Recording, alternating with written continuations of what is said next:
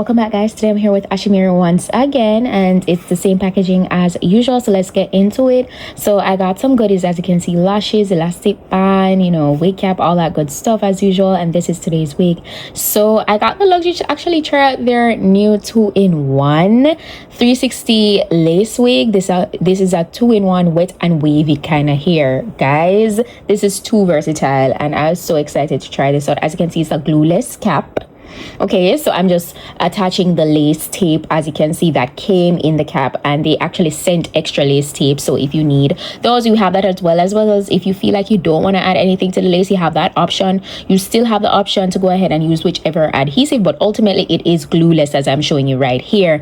I then afterwards did add a little melting spray, which is very much still keeping it glueless. And as you can see, I'm adjusting the Invisi-Straps because the cap construction does have Invisi-Straps, which makes it really nice and secure. And also, this is very perfect for a beginner. Okay, this really helps with the back, with laying flat and making it nice and snugged, especially if you want to do a high ponytail or a bun. So I'm going to get into that in a few and show you guys that, because I do love me a nice little 360 wig. I can make the most effortless, cutest little bun, and as you can see, the hair is still in its natural blown out straight state, which is gorgeous. I love the fact that you can have multiple different textures with just one wig. Like, if that's not a steal, I don't know what is. But look at that hairline. This hair came fully pre-customized straight out of the packaging. I didn't have to do anything to this, guys. They pre-plucked job on this. Oh gosh, it's so immaculate. But look in the back, looks really natural. As I said, Invisi-Strap really helps with the cap construction as well, so I love that you have the option to do that. And then I went into just doing a nice bust down middle part. All right, and then I wanted to show you guys it with the wet and wavy look. So I was just taking my time to kind of style it and lay it with my hot comb here.